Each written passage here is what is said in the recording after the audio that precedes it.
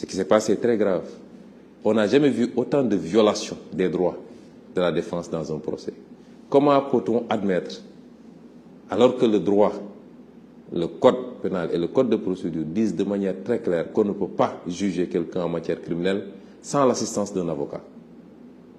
Et hier, des juges ont soumis Mme Ndeye Khady Ndiaye en état de grossesse de 8 mois à une procédure que rien ne justifiait, un empressement que rien ne justifiait, toute une journée jusqu'à tard la nuit, sans qu'elle soit assistée par un avocat. Comment vouliez-vous qu'on fasse confiance à une justice qui fonctionne comme ça? Il n'y a pas de violation plus flagrante. Elle n'a pas eu droit à un avocat. Et le tribunal lui demandait de poser des questions aux témoins parce qu'elle était son propre avocat. À l'endroit de la communauté internationale, c'est ça la justice sénégalaise aujourd'hui sous Macky Sall. Et on nous dit de faire confiance à cette institution-là pour juger en son âme et conscience. Les violations, on ne peut même pas les énumérer. Elles sont énormes. On a voulu faire croire aux Sénégalais que j'aurais reçu une citation. C'est parfaitement faux. Jamais je n'ai reçu une citation.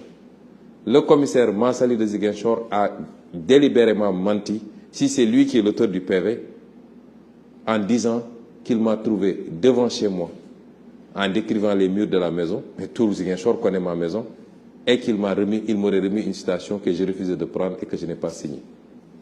Je jure qu'il a menti. Et, comble de contradiction, on antidate ce document, parce que lui, il a été saisi le 11, au soir.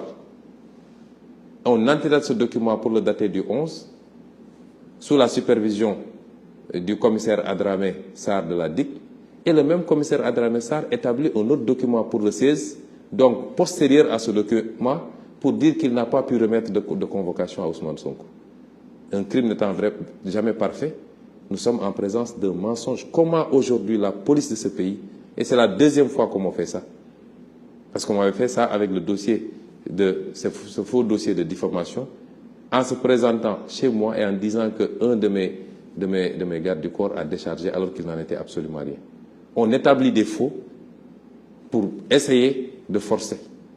Et un juge récupère ça, il ne veut pas voir la réalité et dit que Sonko a reçu sa citation. Ensuite, on balance à une certaine presse qui dit que Sonko a reçu une citation. Depuis que j'ai maille à partir avec la justice sur des dossiers fabriqués, jamais mes droits n'ont été respectés. Et aujourd'hui, si on avait une vraie justice, c'est ces comploteurs-là qui auraient dû être poursuivis. Et pourtant, j'ai déposé des plaintes depuis plusieurs mois maintenant. Gageons qu'elles ne seront jamais instruites par cette justice, par ce parquet général complètement pourri, par ceux qui doivent instruire les dossiers. Et c'est ça la réalité du Sénégal aujourd'hui. On nous dit de faire confiance à cette justice. Je suis désolé, je ne ferai jamais confiance en cette justice. Nous sommes en face de dossiers politiques. Et comme disait le président Abdoulaye Wade, un dossier politique ne se gère pas au niveau des prétoires. Et ce qui s'est passé hier le prouve. Depuis quand le tribunal se transforme en une salle de projection pornographique, simplement pour essayer d'atteindre un opposant, sur des faits qui n'existent pas, qui ne sont pas établis. Et c'est pourquoi nous considérons que, et nous continuons à appeler tous les Sénégalais à se mobiliser. Comment est-ce qu'un tribunal peut faire face à une partie civile qui vous étale des mensonges et des contradictions? Les vidéos sont là qui font lésion, où cette partie civile disait détenir des preuves irréfutables sur son téléphone portable. Ni à l'instruction, ni à l'enquête de gendarmerie, encore moins à l'audience, elle n'a pu produire cela. Comment cette partie civile peut dire qu'elle ne connaît pas Mamour Diallo alors qu'il y a une vidéo qui circule où elle dit « c'est moi qui ai enregistré Mamour Diallo parce que je voulais avoir des preuves pour la suite ». Comment cette partie civile peut avoir déclaré avoir été enceinte et 2 ans plus tard, toujours pas de bébé, et devant un juge, elle dit non, c'était juste pour avoir la possibilité de m'échapper. Et enfin, La liste est encore longue. On peut encore sortir. Mais comment une partie civile peut reconnaître devant un juge que les audios qui ont été présentés par un témoin, dans lesquels elle disait nommément elle disait carrément que c'était un complot ourdi par Mamour Diallo, qui lui a promis des choses. À la question, est-ce que vous reconnaissez votre voix dans cet audio-là? Et est-ce que vous les validez? Elle dit oui, mais je le faisais juste pour m'amuser et pour tromper les gens. Quelle crédibilité peut-on accorder à une partie civile qui ment à tout le monde, qui a accusé tout le monde, y compris ses avocats, beaucoup de personnalités de la République? Comment est-ce que la République du Sénégal, la justice sénégalaise peut s'abaisser à ce niveau-là pour dire soi-disant qu'ils organisaient ce procès? Simplement parce qu'il faut atteindre Ousmane Sonko. Voilà là où nous en sommes. Et c'est cela que nous voulions éviter au Sénégal. Parce que le Sénégal ne mérite pas ce spectacle-là. Beaucoup de manipulations depuis hier. Une certaine presse, mais qui ne nous surprend pas, notamment le journal L'Observateur, qui va jusqu'à pervertir les déclarations des témoins, dont les témoins clés. Hier, tous les témoins ont été à décharge. Tous. Et ils sont allés fabriquer un témoin qui n'a été là ni à la phase d'enquête de la gendarmerie, ni à la phase d'instruction. À la dernière minute, lors du procès, on nous sort un témoin que personne ne connaît pour raconter des histoires. Tous les autres témoins ont témoigné à décharge. Et surtout les témoins clés. Parce que dans ce dossier, qui est témoin clé? C'est le gynécologue. C'est celui qui a fait l'enquête préalable. C'est l'employeur. C'est l'autre masseuse. C'est ça les témoins clés. Et tous ces témoins clés ont témoigné à décharge. Pas parce qu'ils veulent être avec Ousmane Sonko, parce que je ne les connaissais pas jusqu'à cette période-là. Et tous sont des proches plutôt de la partie civile. Comment un juge peut, sur un dossier comme ça, imaginer une fraction de seconde aller condamner Ousmane Sonko? Et voilà où on en est. Et c'est pourquoi, malgré toute la manipulation médiatique, le peuple sénégalais n'est pas dupe et comprend ce qui est en train de se passer. Et c'est à ce même peuple sénégalais que je lance un appel. Ils vont chercher toutes sortes de parades pour trouver ne serait-ce qu'un petit prétexte pour essayer de condamner Ousmane Sonko. Ce procès a déjà été fait par le peuple sénégalais.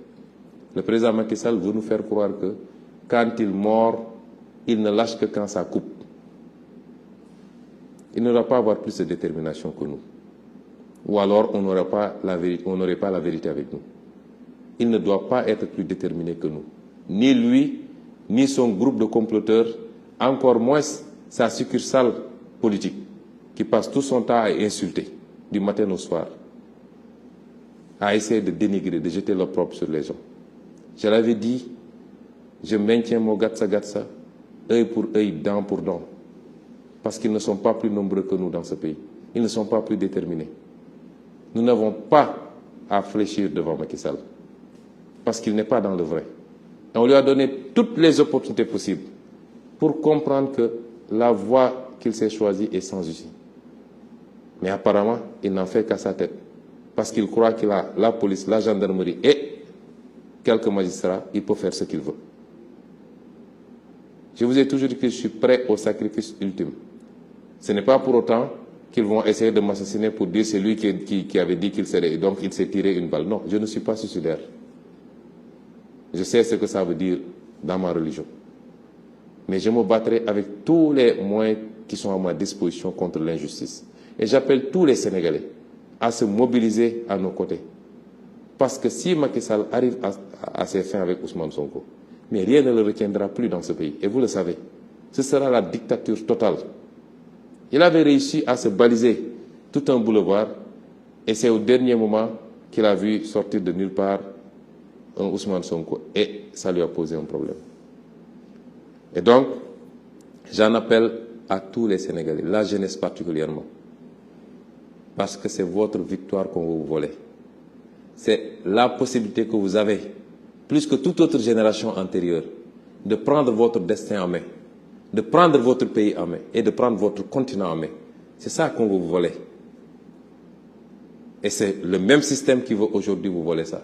Et se perpétuer dans la corruption, dans le détournement de deniers publics, dans les choix non prioritaires, dans la compromission des intérêts nationaux. Est-ce que vous allez l'accepter? On essaie de vous amadouer. On essaie de prendre soi-disant des influenceurs de partout, etc., pour détourner la jeunesse que vous êtes. Et j'ai conscience que vous êtes aujourd'hui une jeunesse complètement au fait des réalités. Vous avez conscience des enjeux. Et c'est pourquoi j'ai confiance en vous. La jeunesse d'abord, mais toutes les femmes du Sénégal. Parce que quand le pays va mal, les premiers à être fatigués, c'est les femmes. Parce que c'est elles qui gèrent les foyers. Elles ne peuvent pas tourner le dos à la famille. Vous êtes concernés par cette bataille.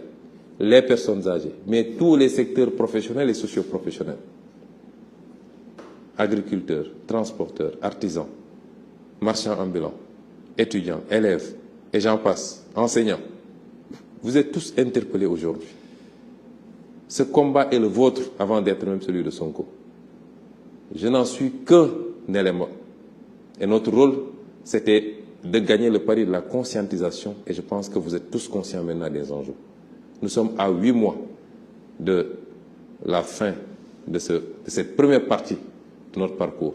Parce qu'à partir de 2024, s'il plaît à Dieu, nous ouvrons une autre page qui nécessitera l'engagement, la détermination, le patriotisme de chacun et chacune d'entre vous.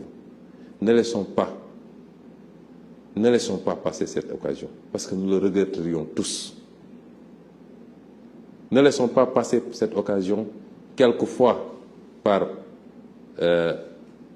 excusez-moi d'un certain nombre de termes que je vais utiliser, quelquefois ça peut être par ignorance pour certains. Pour d'autres, c'est parce qu'on a peur